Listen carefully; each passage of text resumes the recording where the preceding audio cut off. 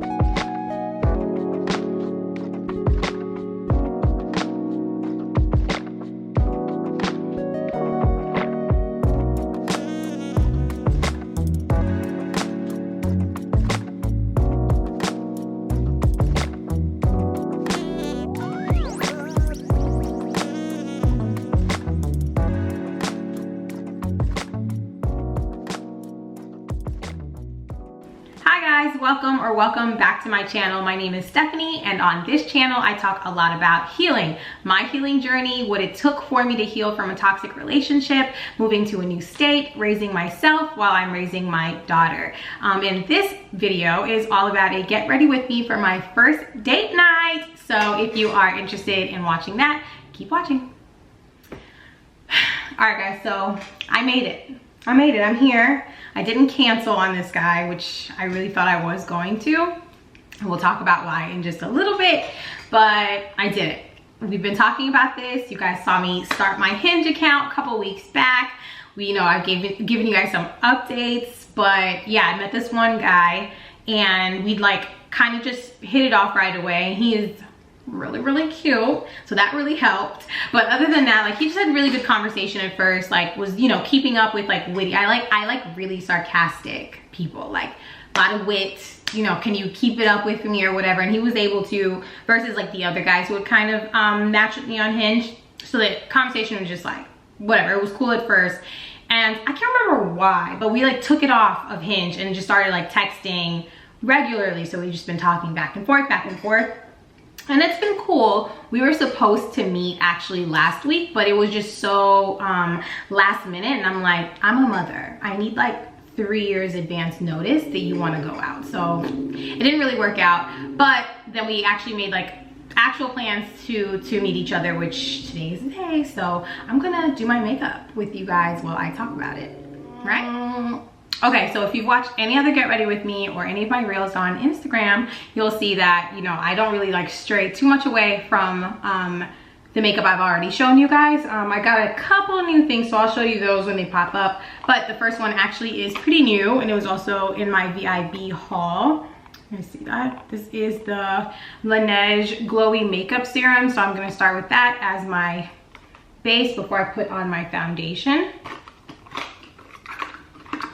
But yes, I'm actually really nervous. This is my first date. Let me see what this is.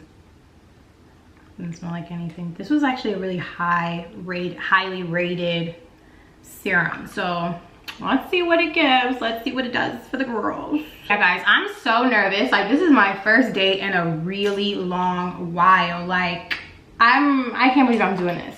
But I've actually had a lot of anxiety around this, and I talked about it in my life update, but I'm having difficulty really nailing down if my anxiety is an alarm that I'm ignoring, or if my anxiety is just like jitters, right? Like first time jitters.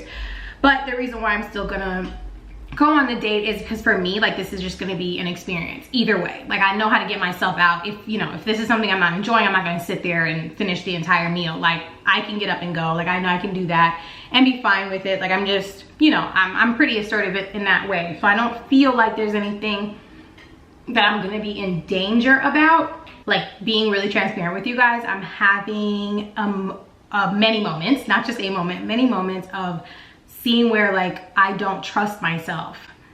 It was like, I don't trust myself and I'm not really sure how to fix that.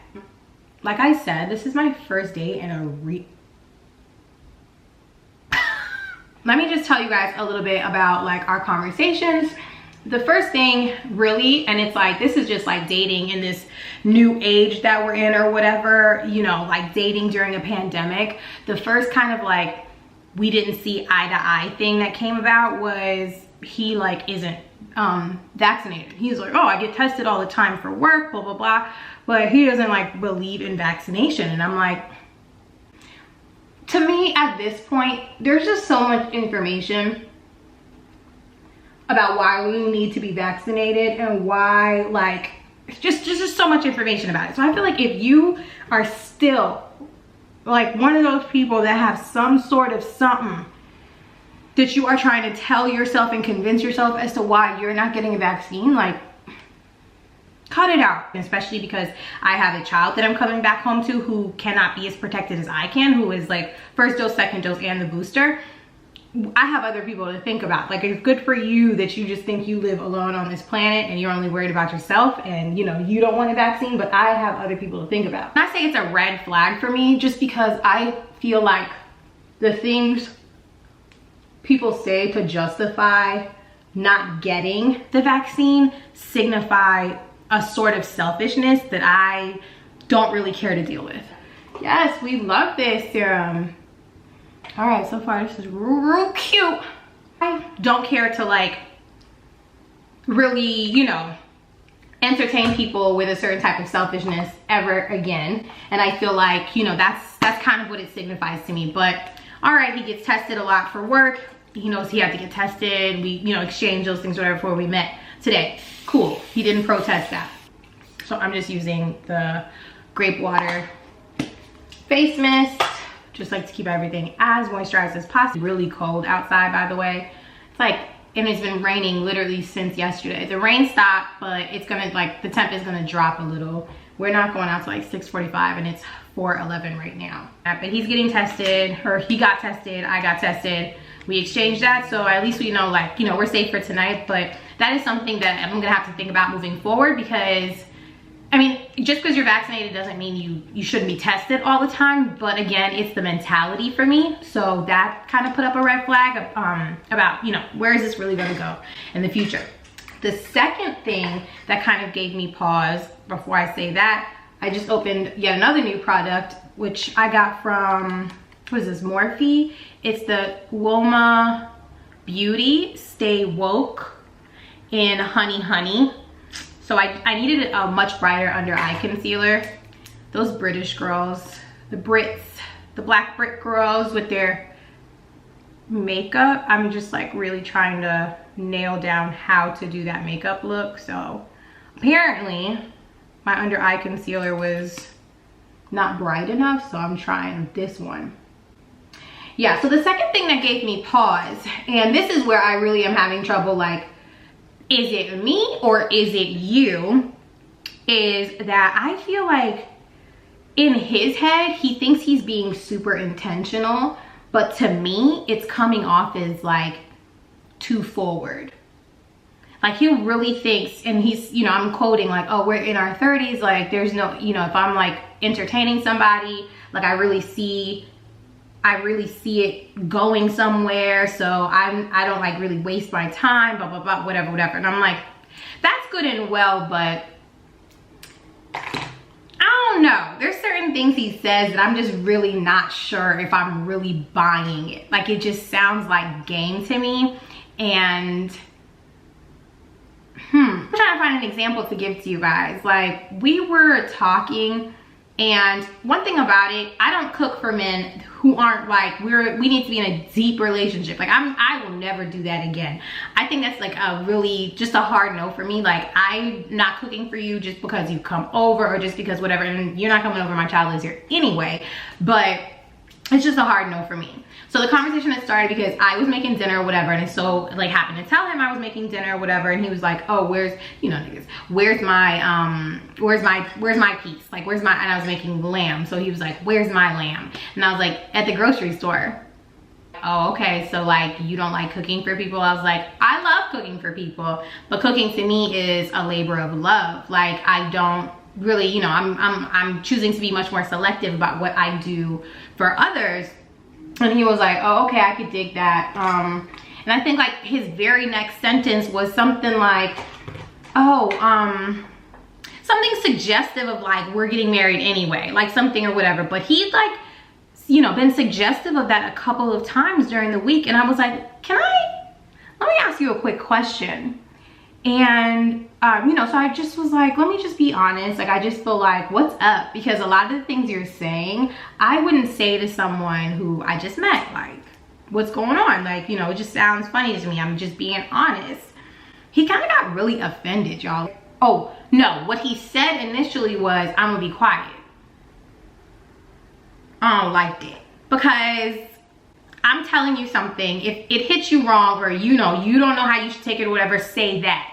Don't shut down, because it just makes me feel like I'm just standing there by myself. Like, I just opened up to you, told you how I felt about something, and you're just like, whatever, right? Like, I I didn't like that. So I made sure to tell him right away, like, is it like, I hope, you know, when I share my feelings with you about something, your initial response isn't to shut down. And he was like, I don't know, it's just kind of annoying to try to put in work or whatever, and then just because it's something you're not used to, it comes off as game. And I was like, ooh.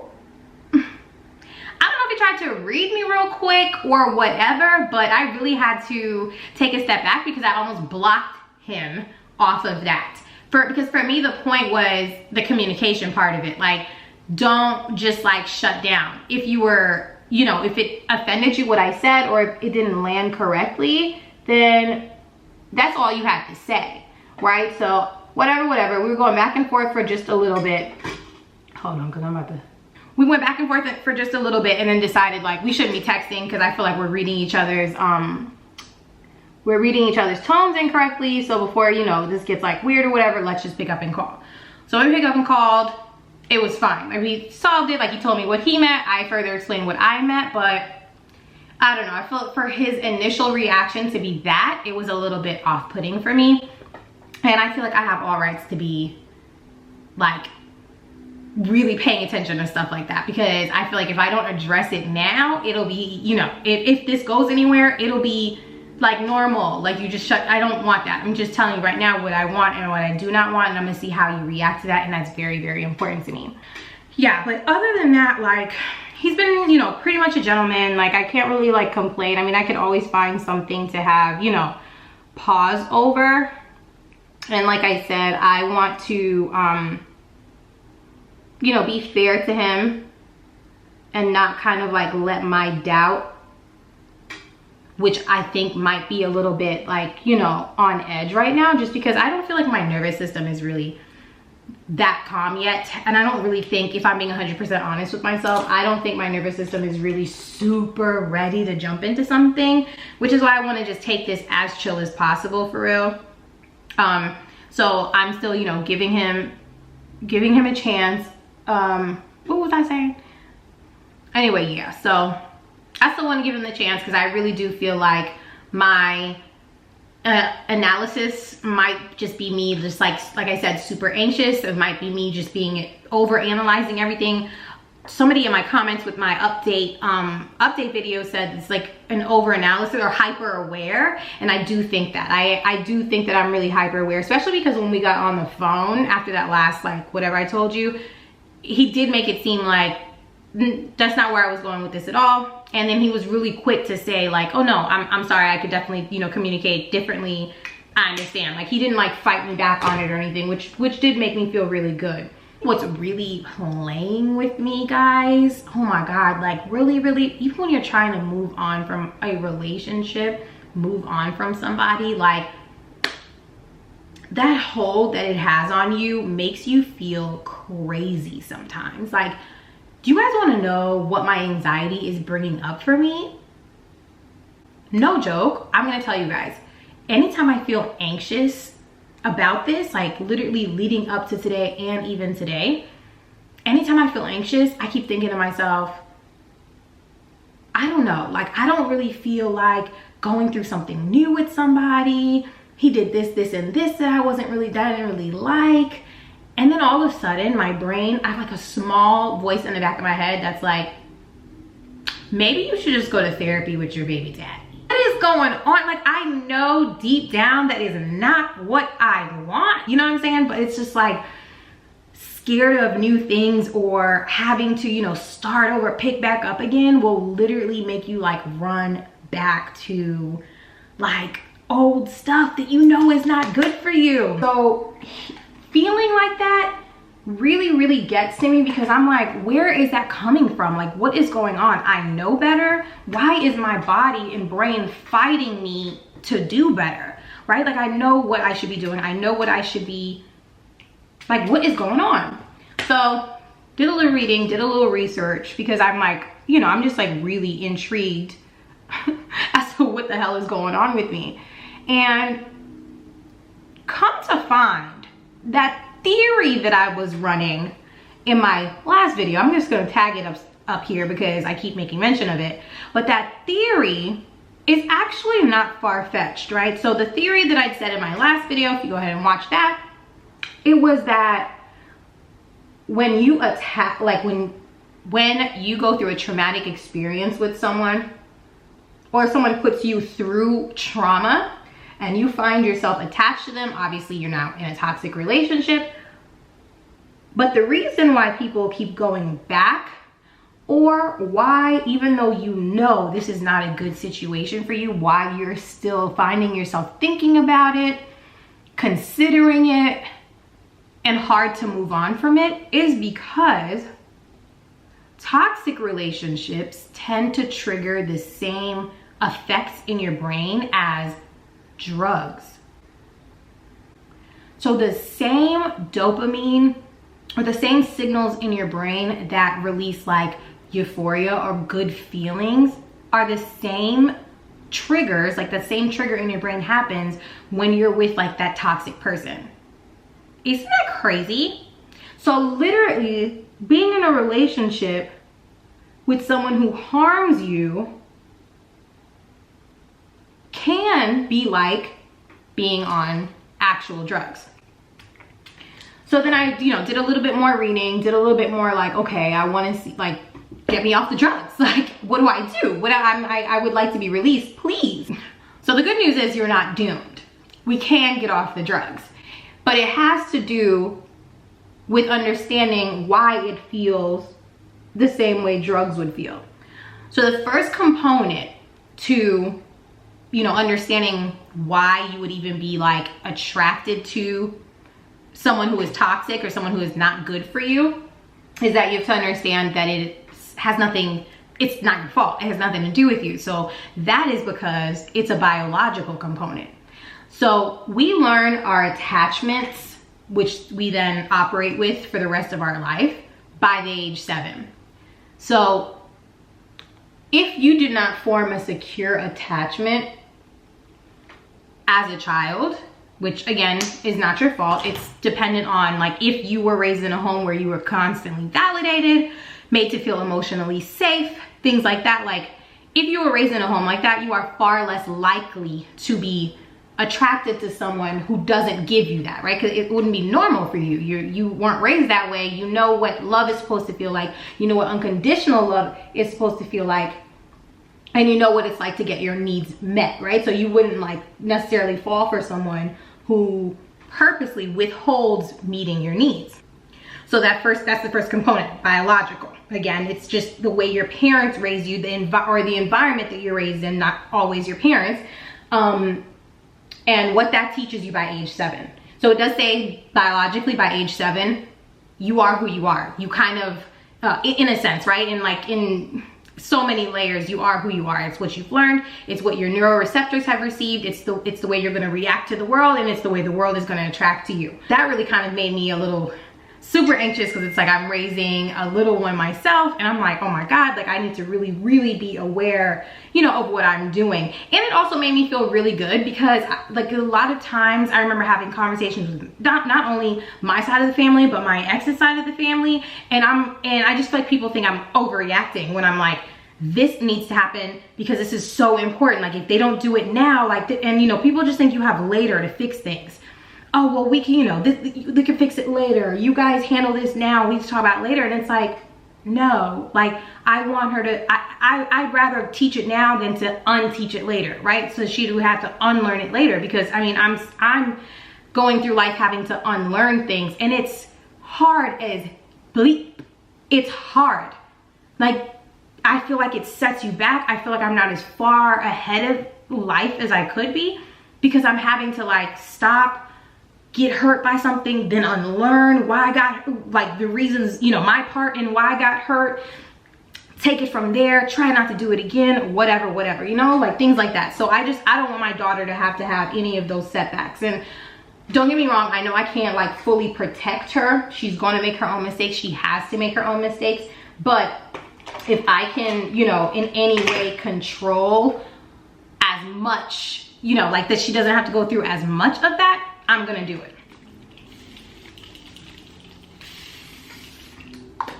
So the second part of that is the chemical component. that's the comparison to the drug addiction part. So it's really that the same parts of your brain that is like, you know, triggered, it makes you feel good or whatever when you're on drugs, are the same parts of the brain that are lighting up and that are active when you are feeling attached to something that isn't good for you, a person that isn't good for you. So what ends up happening is, you know, the person makes you feel really good. You become attached to that. You know when they're nice and when they're good, like, oh, it feels so good, right? How many times have you told yourself that? If you're watching this and you've been in a relationship like that, like, when it's good, it's great. No one has ever made you feel the way they do, right? When they're like doing a good job and they're following up and giving you all your needs and validating you and doing what you need them to do, right? So you've attached yourself to that because that's what you're searching for. And again, it also feels like no one's ever done it this good, right? But then when they suddenly pull that away, that's the issue. Instead of leaving, because you don't know yet how to form secure attachments, you've already attached yourself to the good part of this person, or the way that, you know, that good temporary good feeling this person gives you. And instead of leaving, what you do is beg and wait for person's good side, or that side that makes you feel like, oh my God, no one's ever done it like this, and when we're good, we're great. You keep waiting for that part to come back. So I really think that's what's going on with me and my anxiety, and why it seems like my brain is fighting what I know to be true, right? What I know I could do better than. For me, when I read things like that, it really does help me better understand what could be going on with me, and then it helps me not be so hard on myself, because I mean, it really bothers me when I feel like I don't understand what's going on. I think I'm trying to do the very best that I can to move on and live in, you know, live in a new state of like healing, and I don't understand why. And I know healing isn't, you know, linear, as they say, but I just feel like some of the things that I do come up with, or some of the feelings that I do have, I'm like, why are we still there? Like, why are we still even, it seems crazy to me. But it's not crazy. It's not crazy. It's like science, you know what I mean? And I feel like the fix to that is continuing therapy, continuing to talk about it. I think that the more that I talk about it, the more that I put out there the way I'm thinking or what I'm going through, the harder it is for me to actually regress. Like, when you're ready to leave someone and when you're ready to not repeat a pattern, the more people know about what the pattern was, and the more people know about, like, you know what I mean? Like, the more details you give people, the harder it is for you to double back.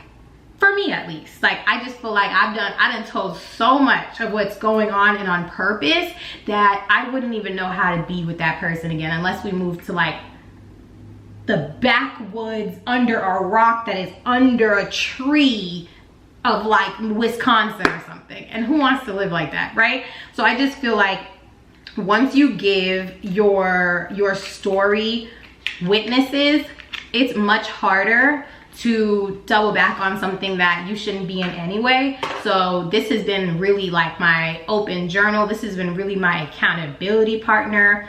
Vlogging has really helped me to go forward in what I say I'm gonna do, whether that be in the relationships, whether that be in mothering, whether that be in like life, right? Like, once I put it out there and all of you guys have seen it, I don't care if it was only 45 of you that's seen it, that's enough people for me. And I'm in my head like, girl, they finna check up on me and see if I did what I said I was gonna do, right? And it would be disappointing if I said all these things and, you know, you guys are so happy for me and proud of me that like I'm moving forward and I'm able to do it, and so many of you message me about how you're able to do it because you feel like we're like supporting each other, and we absolutely are. And then I turn up and I'm like, actually, I don't want to let you guys down, and I don't want to let myself down. So I feel like I'm gonna keep talking about it for sure, and not feel ashamed about anything, because one thing I have learned from my supporters on here, and like literally my family and friends that you guys have become, is that community that we have with each other, that family, that bond that we have with each other because of this. It's not a trauma bond, it's literally what's helping us come out of the trauma. And I've learned the importance of that, the importance of speaking up so you can like pull somebody else up. And while you're pulling them up, you're pulling yourself up, because that's accountability. You can't like say thank you enough for those of you who have been receptive to my story, for those of you who've been literally walking this journey with me. I hear you when you share things with me, and I know that you're hearing me because you guys let me know, and I can't be grateful enough. Like, I really can't be grateful enough. So another new product I'm going to be using is this Rare Beauty liquid blush. It's in the color Lucky. Her brand is supposed to be, this is Selena Gomez's brand, it's supposed to be really good.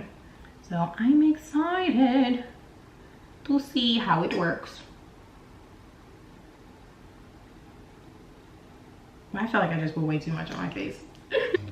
How are you supposed to pat it in?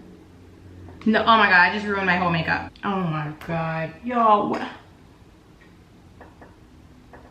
Leave it to me.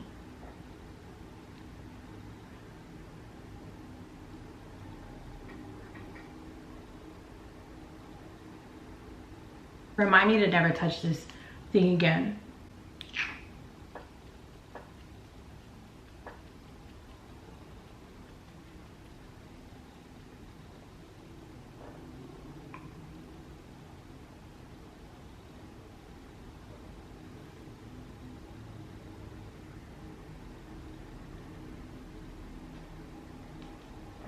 Okay, crisis averted, I think. Honestly, I feel like I'm rambling, but it's literally nerves. Like, I'm just like, hope this guy is not a completely different person when we get, you know, in person or whatever. I hope like we actually have okay conversation, because, you know, like people could just really like switch it up, and I feel like people are weird. I never really do eyes, so I'm just gonna do just a little something, you know, a little something natural, really spice it up, you know, really bring the experience together. You can't even tell I have eyeshadow on, like.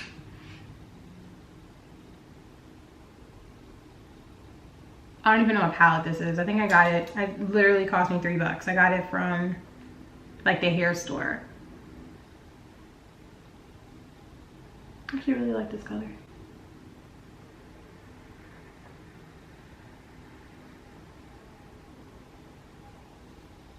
Nice. I have like 2 outfits on the bed laid out, but I'm not really sure which one I'm going to actually stick to. I'm gonna try to do, all right, I'm gonna try to do a lip combo. I bought these new NYX lippies, but I'm literally forgetting what that combo was. I have Athens, Fortune Cookie, and Creme Brulee, and then this is the liner Cafe. I have to look up what the, let me look up what the combo was though. Hold on a second. Yeah, I'm never gonna find that lip combo, so let me stop playing myself and just figure it out. So let me actually open these. I kid you not, these just took me like an hour to open. What the hell? All right, so I think the lip combo was this Cafe liner and Athens and Fortune Cookie. I think that's what it was. But they're cute colors anyway, so let's see.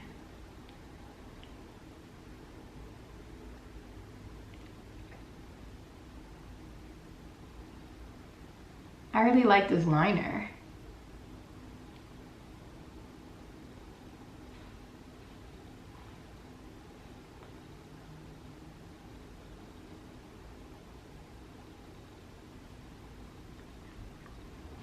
Okay, yeah.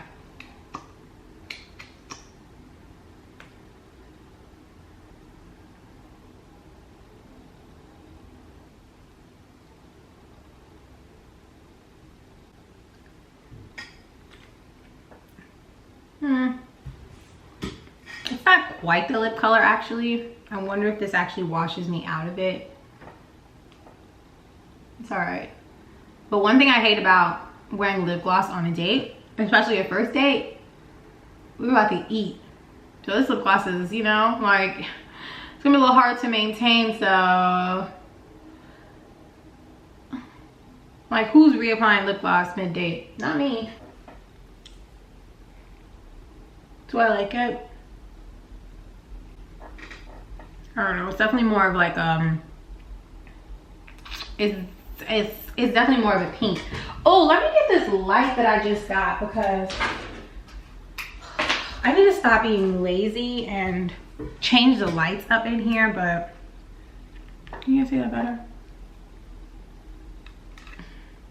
And I brought this little light, but it's really not, it's not giving what it's supposed to give. Like, it's not that bright. Let me see.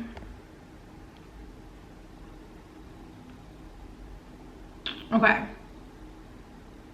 So far, this is good. This freaking foundation is just really so freaking flawless. It's just so flawless.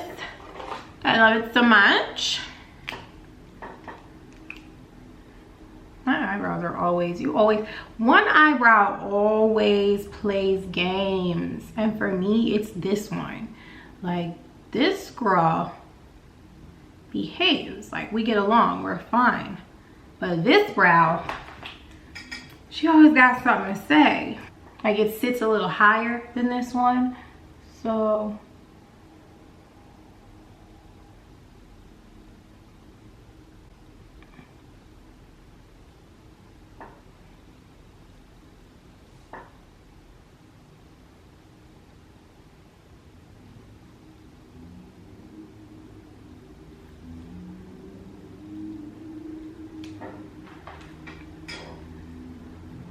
all right.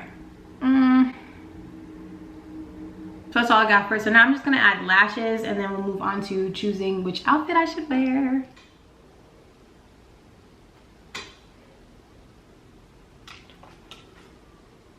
Okay guys, so I put the lashes on. Hope they're not like too much, but they're on. They're definitely secure. Made sure, been watching some videos of how to like really make sure that these suckers are on. So the trick, and I honestly should have just filmed this, but whatever. The trick is you put on like black eyeliner, right? And then you want to use a Q-tip and put the glue on the Q-tip, put it over the black eyeliner, let it dry, right? Let it get tacky. And then you do the same thing with the strip, let it dry, let it get tacky, then apply it. Then you know it's not gonna move, it's not gonna go anywhere all night, and you're good and you're secure. Like, these really feel super secure and attached. I love it. And then I also just changed my lip. It was like a little too pink for me.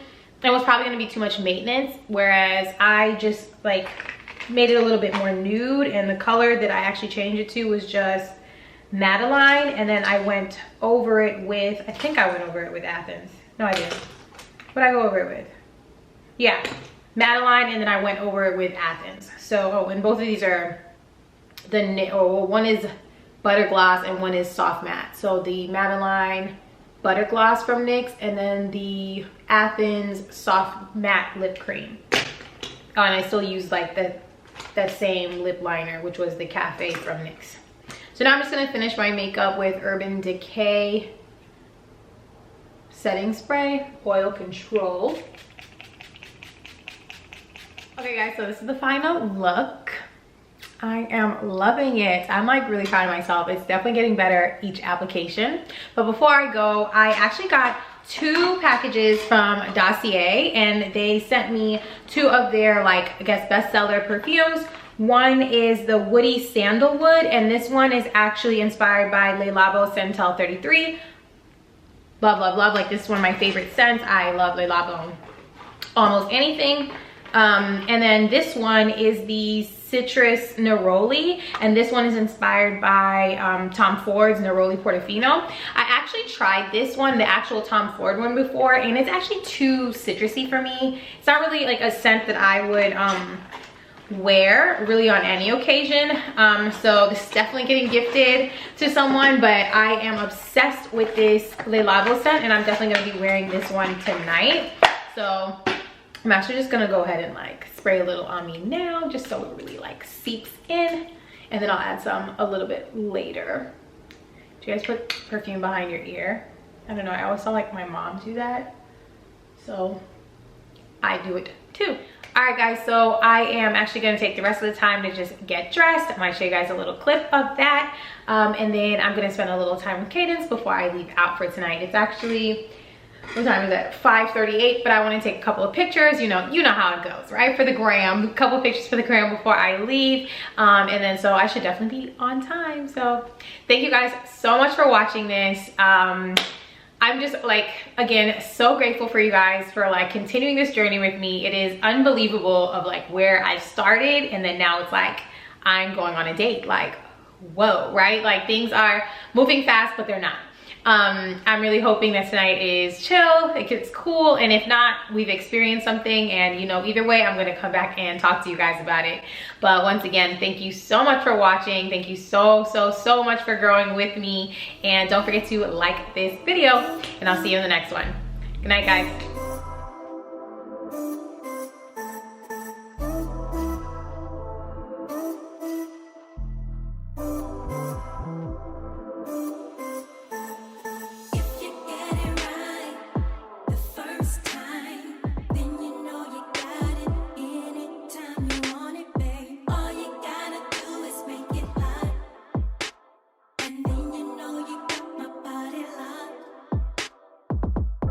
Stand